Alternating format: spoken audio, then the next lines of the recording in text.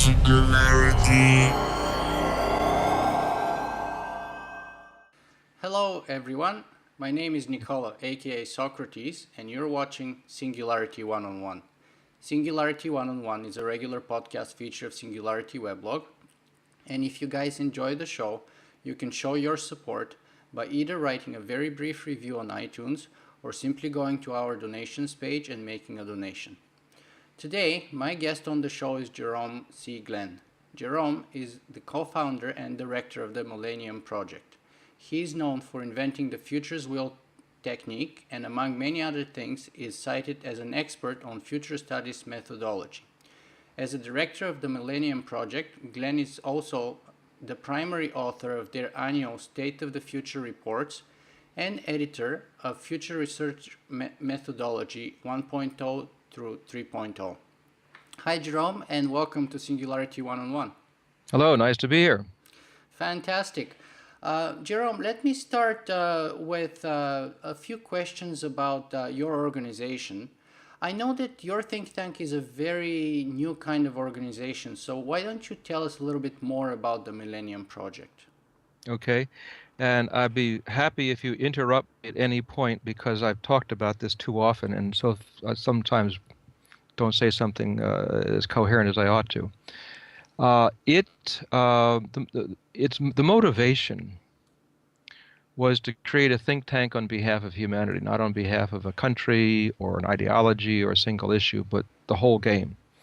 I had worked for different think tanks, right wing, left wing, up wing, down wing think tanks, and if think tank X says it, then think tank Y says it's wrong. You know, all this sort of jealousy stuff. It's really annoying, and I found it increasingly intolerable.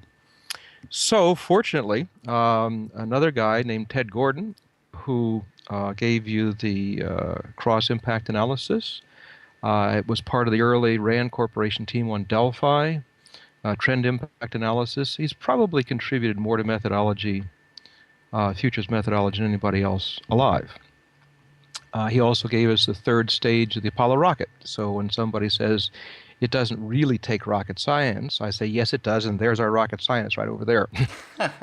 So anyway, we teamed up around 1988, at least to think together.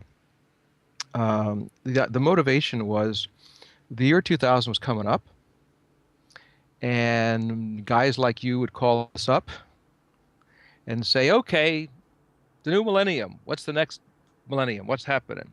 And if we had too much to drink the night before, we might say something stupid. So his thought was, let's create a mega study, just a massive study. Now, he was working for, at the time, the chairman at the time, of what was called the Futures Group. It was the first for-profit think tank in the United States. And I said, I don't want to do a mega study because the history of future studies is like a series of these bell curve, mega study this, mega study that, big applause, everybody gets in a jet plane, they take off, they go home, and nothing happens. So I didn't want to do that. What I wanted to do was to create a mega system to crank out mega studies all the time. So that was the early motivation. And what it is evolved into is what we like to call a trans institution. And what I mean by a trans institution doesn't exist legally yet. It's just a concept. Because we have for-profit law, we have non-profit law, and I'm suggesting we have a third category called trans institution law. Mm-hmm. A trans institution would be, if it ever gets put into legal parlance, it would be an entity. It could be for anything. It can be, ours is for futures, but you could do one for entertainment, you could do one for AIDS, you could do one for education, for anything. Mm-hmm. But the idea was that the entity would have whatever governing body it's got, would have to have some people from government, some people from business, some people from universities, some people from NGOs, and some people from international UN organizations. Why? Well, so one part is the governing part. The people who do the work should come from all those categories, but not a majority of any one. The money should come from all those categories, but not a majority of any one. The value added should be for all those categories. So if you do that, I would say you're a trans institution. Now, the Millennium Project is organized like that. And here's one of the advantages, or a couple of the advantages. When we do something, this think tank, as a trans institution, has to make sense to the bottom line because the business is there. It has to make sense politically because government is there. It has to make sense for knowledge because the universities are there. It has to make sense internationally because the UN or international systems are there. They have to be sensitive to that. It has to have its values together because the NGOs are there. The second advantage is that you can act through all those categories. All right? So, if you have at the table all these different entities, institutional categories, that means you're a little bit of everything and have tremendous flexibility. Yeah. So anyway, so the motivation was basically to create a sort of a neutral center cutting across nation states and institutional categories where we could think together. And we produce an annual State of the Future report as a management technique to ourselves because, as I mentioned originally, you have all these studies. And so what? The future this and the future that, and so what? There's not an accumulative sense of one study folding into the next, just like your brain. You don't, just because you learned something today doesn't mean you threw out what you knew yesterday. So the idea was to create a system that would be constantly updating. And the way we would force ourselves to do that is by this annual reports. Each year, we're supposed to do this annual report, and each year should be better. So anybody can go back to our 1997 report and all the way up to the present tense and see, did we improve each year or not? Yeah. So it would be a way to know, are we doing a better job or not? And then we're going to change that later on. We can talk about this later on into a collective intelligence system so that it's not only annually updated, it's daily updated. I see. So that's very interesting, and we're going to come back to many of those things that you mentioned. But let me just ask you, what about the name? Why call it the Millennium Project? Well, because in 1988, people weren't using that term yet. Now you got tons of Millennium Projects all over the world. Yeah. But in we have the 1988, Millennium Goals of the UN and all that. Right. As a matter of fact, I just got a letter the other day addressed to Jeffrey Sachs, the Millennium Project, but this is a different Millennium Project. Anyway, the reason for the term was that it would be our gift from our millennium to the next millennium. I mean, imagine 1,000 years ago, somebody created some system so that you had the Vikings views and the Chinese views and the different stuff together, and so you could see how the world was getting together. They didn't have the capability to do it. We do, so we did it. So, but part of it was the idea of a gift from one millennium to another. The second was since the millennium was coming up, it would be a way of focusing around it. So that was it, and then the name stuck. We weren't sure we were ever going to get to the year 2000, and now here we are to 2012 and still cooking. Some people say we ought to change the name. Maybe we should, but anyway, people know us that way. Yeah, because I would think that's a very appropriate name in the 90s and perhaps the first few years, but imagine the year 2050, which we're going to talk about a bit later, and then are you still going to be called the Millennium Project? Well, then it's only 50 years away to the next millennium. We'll still be ahead. All right. Okay. But I'll take your thoughts. As a matter of fact, your users can come up with a name, and we'll consider them all. Sure. Yeah. That's, by the way, how I came with my tagline. I basically ran a little competition. I gave away a couple of books by Ray Kurzweil, and people basically made suggestions for the best tagline, and the one that we liked the most was "A Better Future, Better You." And excellent. So I didn't come up with my own tagline. Somebody else did. Very good. Crowdsourcing. There you go. Yes, indeed. So tell us a little bit more about the kinds of projects that you do there. Okay.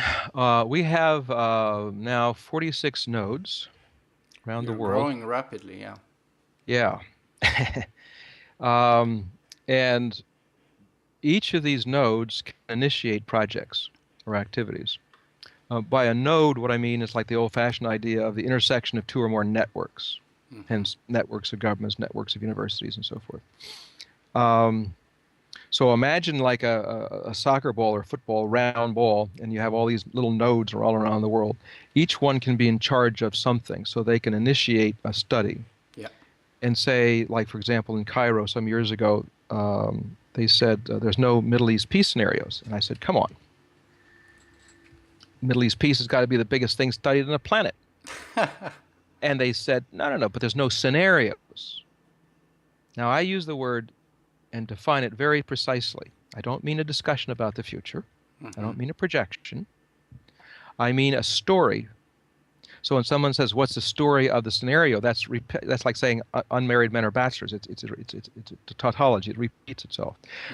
A scenario is a story. If it's not a story, it's not a scenario. It's a discussion. Perfectly fine to have discussions, but it's not a scenario. A scenario is a story that connects a future state or condition with the present tense, with cause and effect links that are plausible, that illustrate decision points. Right? So, and I insist this way because when people say, how do you know what you don't know? You can't know the unknowns. I say, yes, you can. You start to write a story. Try it out. Your listeners, try it out. Just try to write a story about the future. And at some point, you'll get to some point that says, geez, I have no idea how that'll happen next. I never thought about that. That's how you get to the unknown unknown. And you don't get there unless you try to actually write a story. If you just discuss it, then you're repeating a lot of the tapes that's in your head already. Anyway. Let me stop you here for one Yeah. second, though, because, Sure. you know, I've interviewed a bunch of well-known science fiction writers like Robert J. Sawyer, Charles Stross, Werner Vinge, and so on. And the interesting thing about them is that one that, at least for me, was that I discovered that most of them don't see themselves as actually predicting the future in any way. So, for example, Charles Stross said something like, basically, I write stories about improbable scenarios and their impact of the on the human condition. Right. Werner Vinge said something like, well, I just try to make sense of the world the way I see it. And hopefully in the process, I help others make sense of it too. And so on. But none of them really said they were trying to go for prediction. So Right. what do you think? How do you square that with what you just said? Because those people do those scenarios for a living. But they don't. No, they're doing stories, but they don't. Remember, the first part I said is connect to the present tense. And this is why futurists are jealous of science fiction writers. They don't have to connect it to the present tense. We do. You know, we have to have name, rank, and serial number. They can say, well, here we are in the year 3000. Yeah, how'd you get there? The futurists can't do that. Science fiction writers can do that. That's their freedom. Science fiction is probably the freest art form there is. They can just let it go. But still, to make it very plausible, you have to have some continuity between the present and the future. Especially, say, for example, Werner Vinge, he writes often in the very near future. And even Cory Doctorow and Charles Stross, they just published The Rupture of the Nerds book, which is happening, I think, in like the mid-teens of 2015, 2020, sort of. So many authors write very close, and to make it plausible, you have to connect it to the present. Yeah, but they don't that much. I mean, but they don't. All right, for example, you take, all right, your viewers can go to our website, millennium-project.org, Yeah. 2 L's and 2 N's. They go to global scenarios, click that on, and then they'll have different scenarios. There'll be energy scenarios, S&T scenarios, and the Middle East peace scenarios. And they can click on the Middle East peace scenarios, go to Waterworks, and you can see how it evolves step by step by step by step by step, with names, locations that you can read about in the newspapers, real people, and so forth. Yeah. Science fiction writers, they can skip over a lot of stuff, whereas we're not allowed to do that because we're doing it for someone to make decisions today. And science fiction's also supposed to be entertaining. You know, we shouldn't be boring, but we're more boring than science fiction writers. Okay, so sorry for this interruption. So let's go back to the project. So how do we initiate stuff? So here's the chairman of our node in Cairo says, look, you know, we got this mess in the Middle East. Yeah. People are arguing, not getting anything done, and they're killing. We need to create a peace scenario. And I'm saying baloney. There's tons of them been written. So he said, all right, you do your homework and find. I could not find any. And by the definition, a story that connects cause, effect, illustrating decision points along the way. Mm-hmm. I couldn't find any. So we said, after a year, we even discussed it because this is something that could rip the Millennium Project apart because we've got left wing, right wing, up wing, down wing. We have a node in Iran. We got a node in Israel. I mean, this is Mm-hmm. this is difficult to hold together such a system. So we finally began. It was a long, torturous process and wrote these scenarios. So let me ask you this. Now, that scenario, that story that you were referring to, do you think that having it would actually help resolving that issue, that conflict that's been going on for 60 years, and would sort of help in bringing forth the peaceful outcome that we're looking for? Possibly. It's still in process as we speak. In the process of doing the scenario, as you can imagine, we spoke with every group you can imagine. And in the process, one of them was the Muslim Brotherhood. And for the viewers that don't know, the Muslim Brotherhood was founded in 1928 or so. Yeah. And it is the mother of almost all the Islamist groups around the world. They're not in charge of everybody, but like parents still have some influence on the children sometimes. Yeah. So they have in the Muslim Brotherhood, there's a unit called a Politburo. And they're very well educated people. And they said in the process of this discussion that, we've had Islamic power twice in history before. Came up, came down. Came up and came down. We're now in the upswing. Why won't we bell curve back down again? Mm-hmm. Good question. Now, we didn't ask that question per se, but the process of putting the scenarios together triggered internal review, and so they did that conversation. Mm-hmm. The answer was, one, we were not connected to the we're not connected to the institutional structure of the day. Okay, so if they're going to maintain political power or a growth of political power, then they have to be connected to the institutional structures of the day. So what are they? Well, obviously one is a nation state. In the past, it was like the Nation of Islam. What do you need these dotted lines on the map for? They're all illusions anyway. Mm-hmm. I said, okay, we'll accept that. We'll accept nation state structure. And within a nation state structure, so you could call yourself an Egyptian and not be anti-Islam. Mm-hmm. All right. Well, what's the power of an individual? And the power of an individual, I don't want to go through all this to detail. This gets complex. But there's a 4-step strategy that they created. And the goal is to what? Their goal was to maintain the momentum of political power and not become a bell curve going back down again.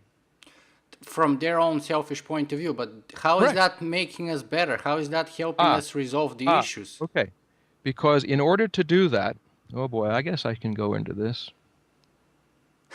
No, you don't have to. I'm just trying to figure out how is it. Let's put it this way.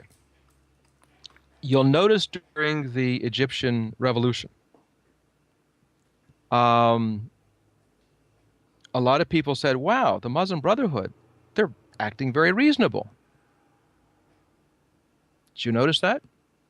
Well, there's a lot of concern, but Hillary Clinton did go and meet with them, and so that showed, I think a very nice gesture, and so there is optimism generally. Yeah, but even before that, even before Hillary, because he's the head of state.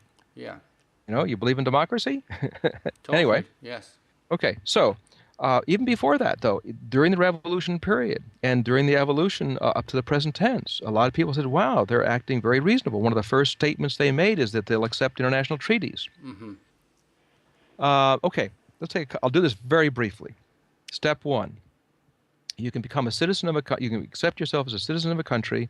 You can run for political office where you're outlawed, which was the case in Egypt and many countries. You call yourself an independent. That's why 5 years or so ago, all of a sudden, quote, out of nowhere, the independent party took over 20 or more percent of the legislature. Well, that was the Brotherhood. And that was part of this four-step process. Step two is what they call a consequence democracy. That means you go in power and out of power, like Turkey, not like Tunisia. Yes. Not Tunisia, but Algeria. Because they said in Algeria, they said you don't re-elect God, there'll be one election, and that's it. And that's why the military took over there.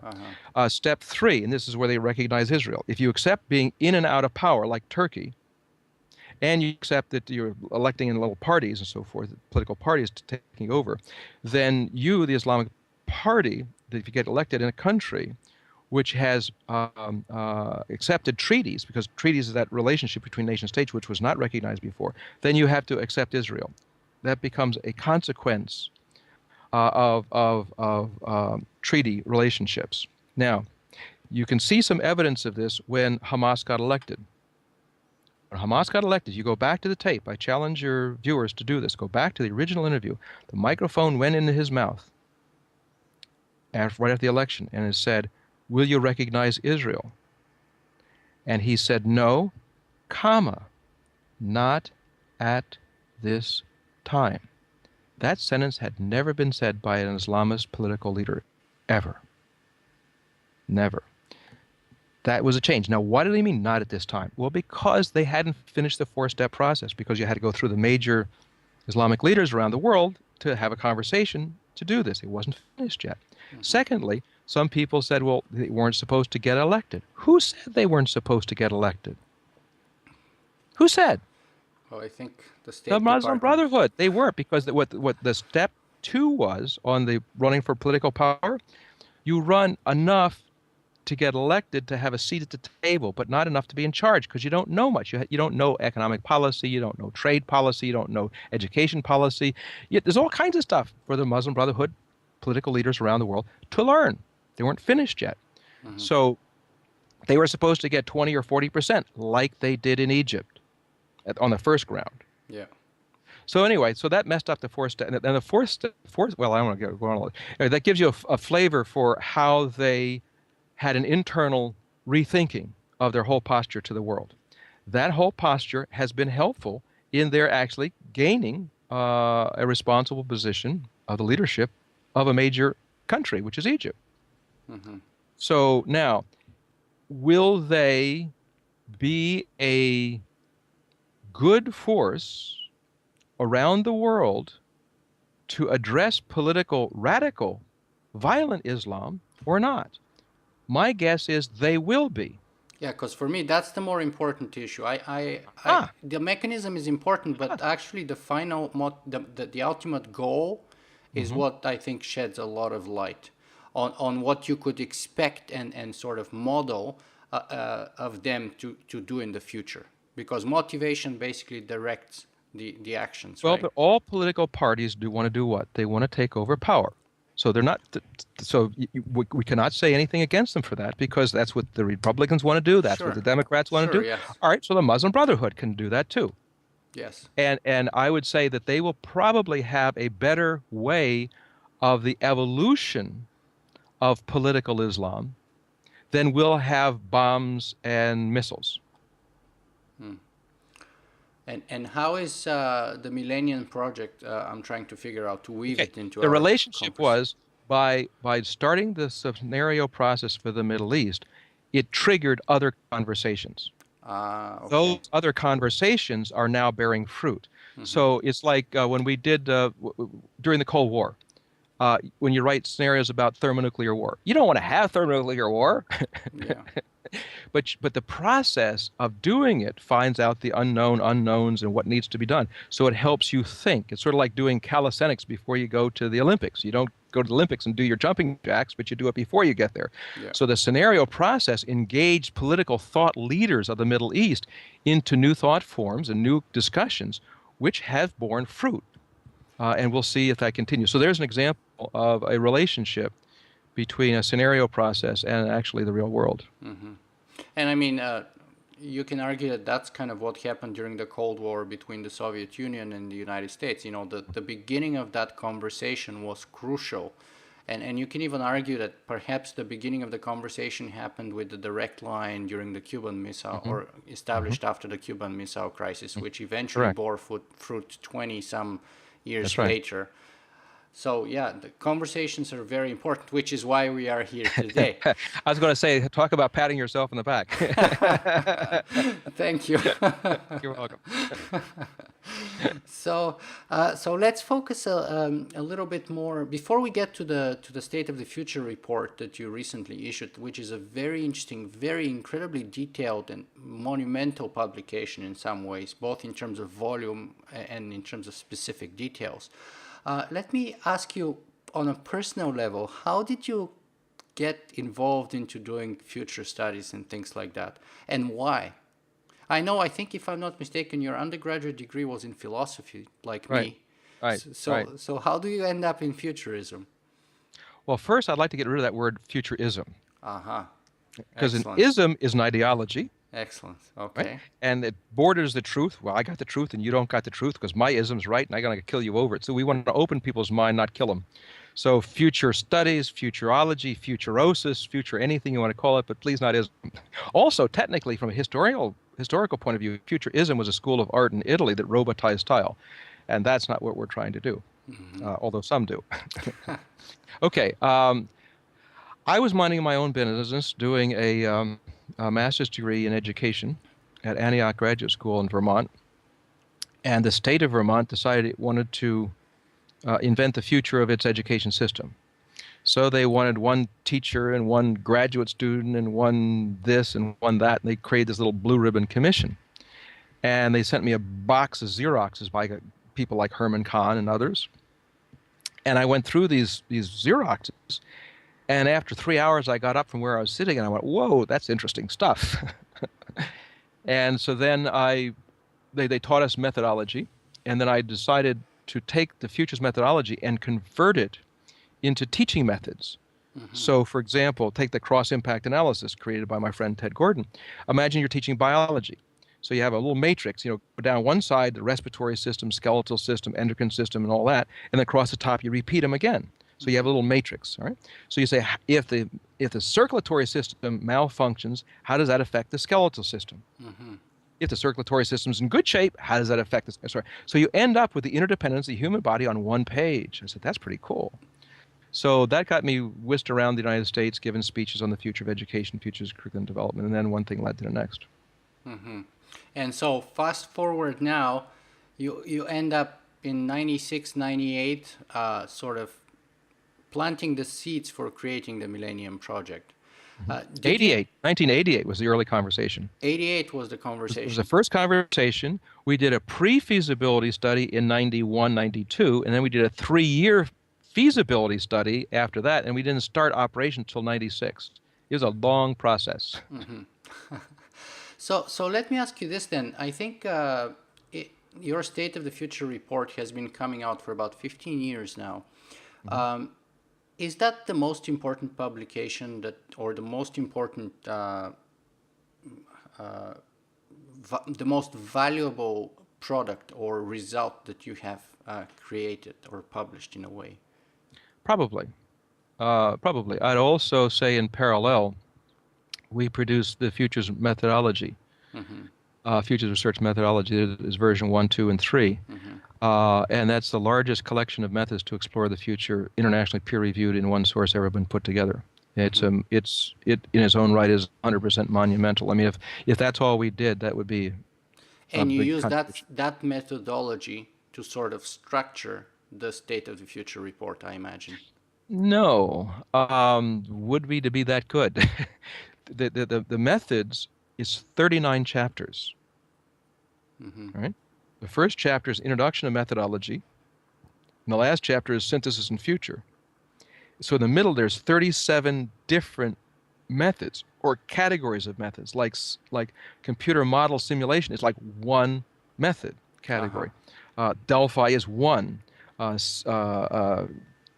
Causal layered approach is another one.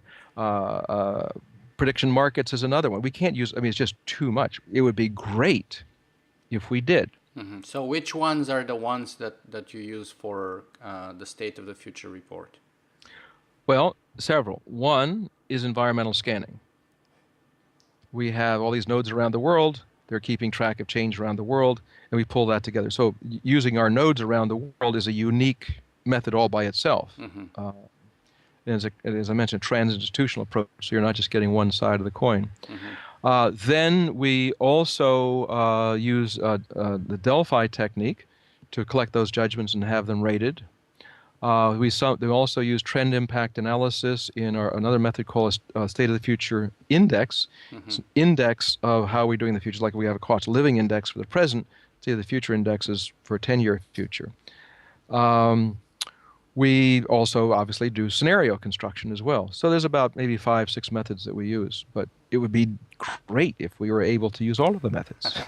So for those who want to find out more about the Futures Research Methodology 1 through 3.0, how do they get those?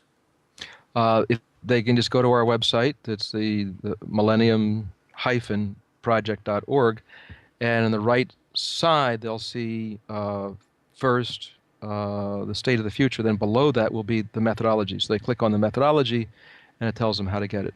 Is it the paid, so is it the subscription model, is it free download, how does that work?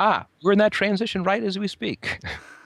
Right now it's a one-shot paid. You go there, you pay, you either get it, we'll either send it to you as a CD or you can download it, your choice. However, as we get this collective intelligence system going properly, it'll be in there. So if somebody, so they don't have to wait to version 4.0 in a couple of years to get the new one. If you or one of your viewers comes up with a new method or a new variation of a method, and then we peer review it like any other system, review it, then boom, it goes in and it's there available for the next person who clicks it on.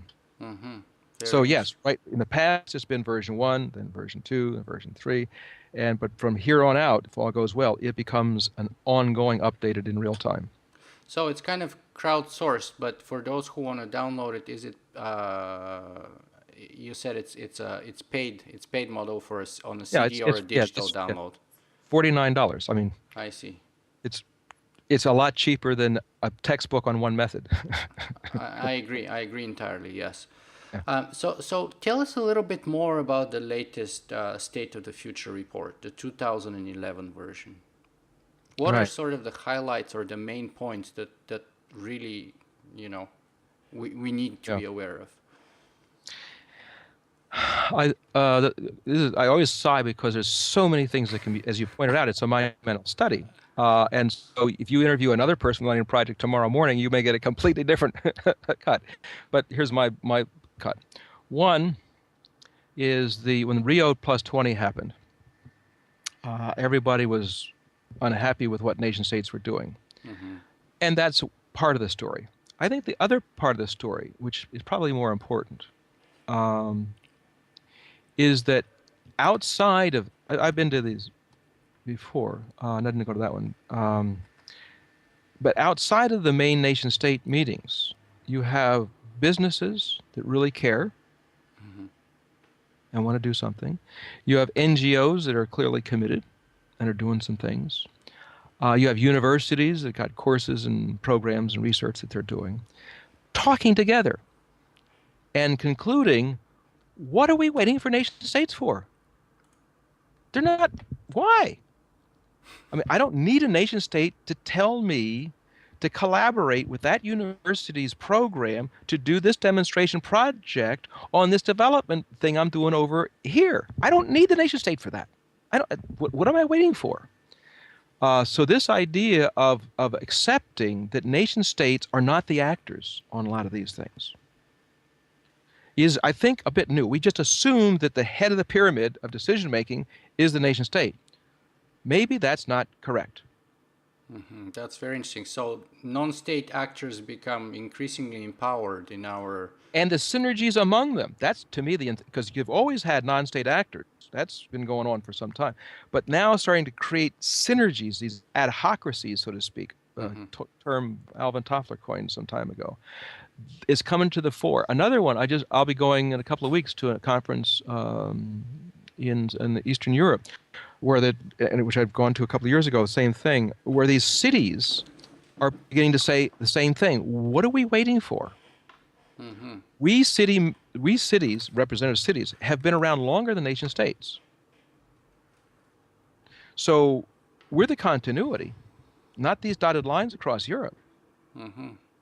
And so why don't we mayors of these cities start to collaborate? We can do our Danube regional stuff, and where you need nation states for, fine. But if you don't start there. Start with, who are the actors, who are the implementers for real anyway? What do you got to go ask permission for a lot of these things? There's some things you do. You got certain regulations you want to change, okay, but not everything. So I think that one of the things was not so much an anti-nation state. I don't want it to sound that way, because you still need nation state to set the rules. It's sort of like in the back of your brain, you've got the autonomic nervous system running your heart, your digestion. You still want to do that. But the action is up here. Mm-hmm. So the action is not in the nation states.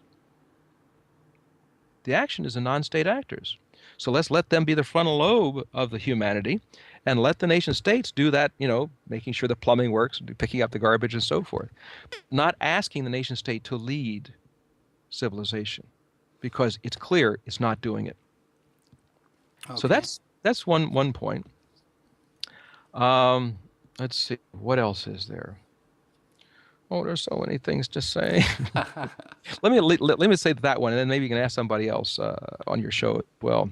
But I'd like your viewers, by the way, they don't have to pay a penny. They can go get the executive summary. If they go to the website and go to that right-hand corner where it says the future there, and click that on. Scroll down, skip the order part.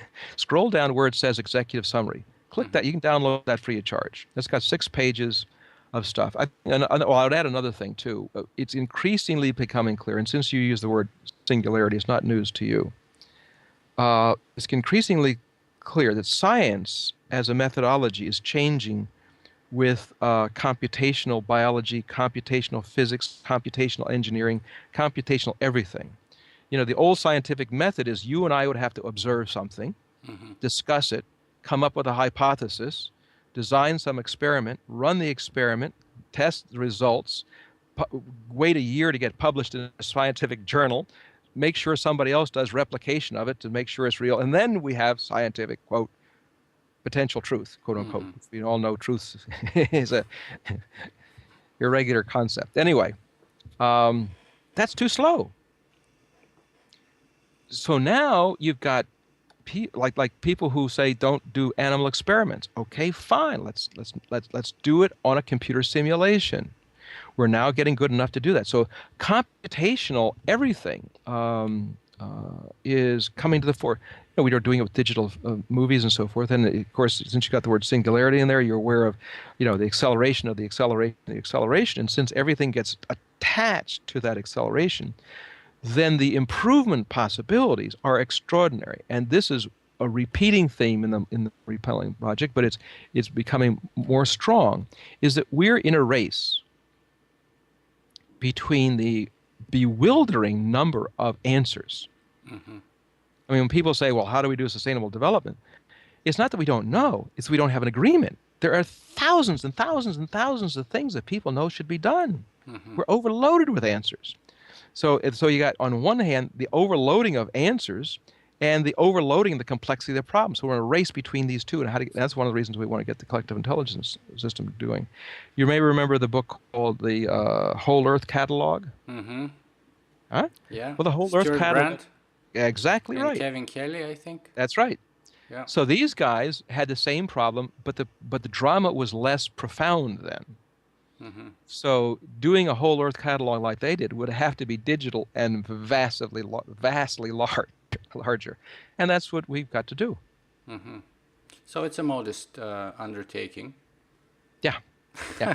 But it's got to be. I mean, like your science fiction writers, if they're looking back to the present tense, of course we had to put together some collective intelligence system.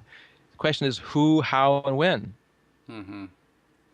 So let me ask you then this: is there any other lesson that you learned, not specifically this year from this edition of the report, but from doing it over and over and over 15 times in a Yeah. row?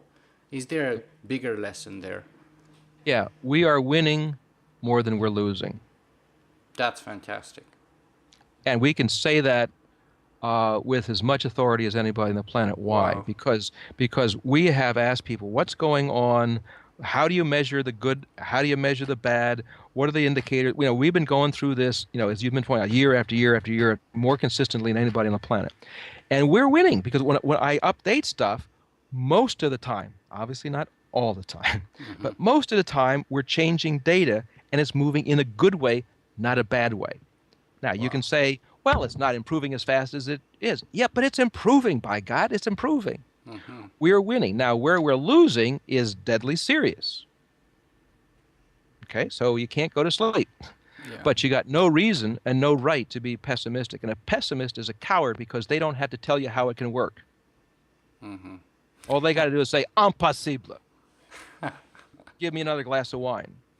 Impossible. I don't have to think. I don't have to do nothing. It's impossible. We're going downhill. That's coward. That's using your brain for nothing. Now, the optimist, on the other hand, that thinks that everything's going to be great, hey, everything's going to be great. Don't worry about it. They're stupid too, because they're both extremes are wrong. Because if you think everything's going to be great, you don't try. And if you think everything's going to be terrible, you don't try either. I think the rational position is actually where we are. We're winning more than we're losing.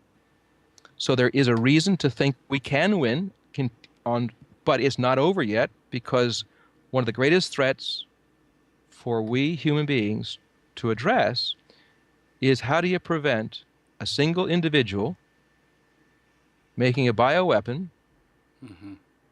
that has consequences more than you're willing to believe. Hmm. We're not there yet, but that's one of the things we got to work on. There's a lot of other ones we got to work on too. But I would say one of the key lessons is pessimism should be stopped. It's a cowardly intellectual position. Wow. Uh, Uh, yeah. this is like a fantastic message, and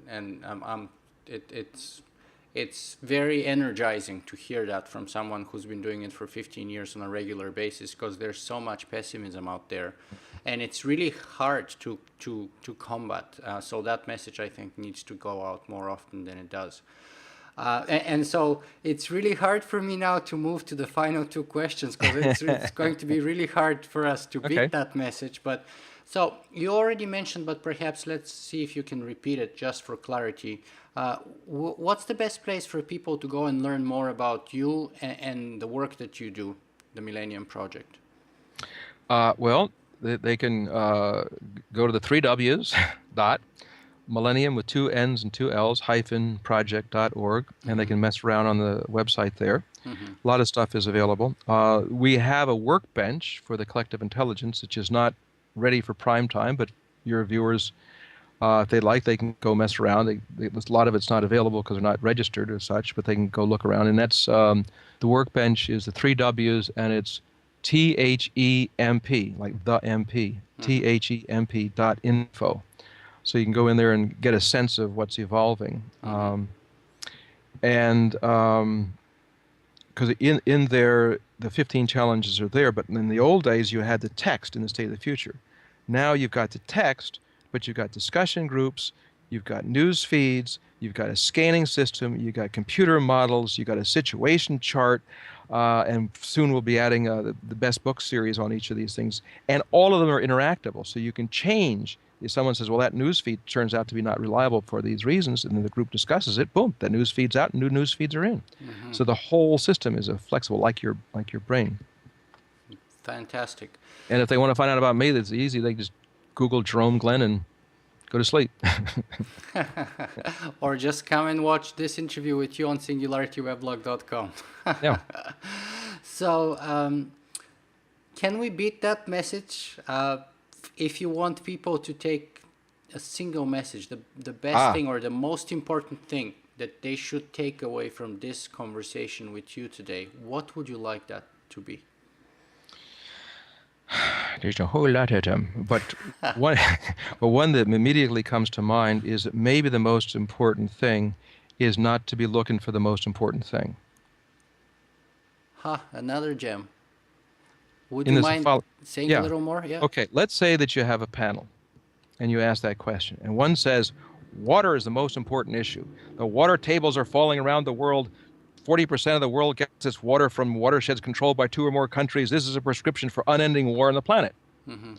And like I said, that's not the most important problem. Energy is, you give me enough energy, I'll solve your water problem. Somebody says, no, governance is the most important problem. You give me the right governance and we'll take care of both of your problems. So, no, you do the gender relationships and humanity will actually work. Mm-hmm. So it goes on and on. I have heard people say that for each one of our 15 challenges, that's the most important one. Yeah, usually they're on the field.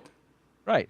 Now, so my attitude is, if you can tell me which is more important, the heart or the brain, then maybe I'll answer your question. So I think one of the takeaways is for people to try not to look at what is the most important thing. Maybe they should look at what's the most important thing for you to do. Mm-hmm. What is your situation? What is your knowledge? What is your interest? What is your geographic location? What institutions are you working with?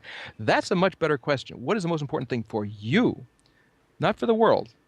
Because you don't have to have agreement. That's why we have 15 global challenges. That's a way to understand global change. Just like in biology, you've got the respiratory system, skeletal system, when you study biology, you study all those systems and how they relate as an organism. Mm-hmm. We got to do that for the planet.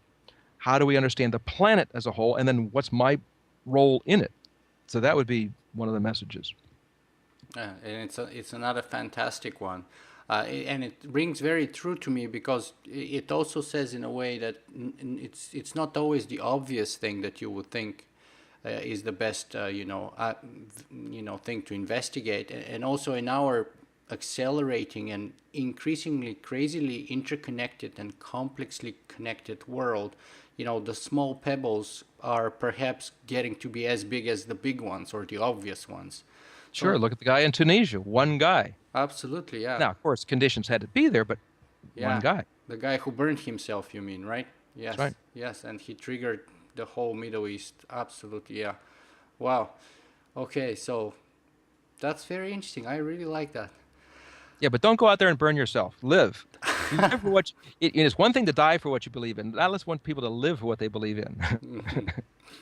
I agree. But, we have to be willing sometimes to make the sacrifices to cause the change that we want to cause.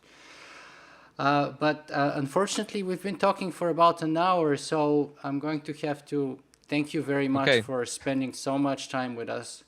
And Jerome C. Glenn, I really appreciate this interview with you. You're welcome. Nice to be with you. Take care.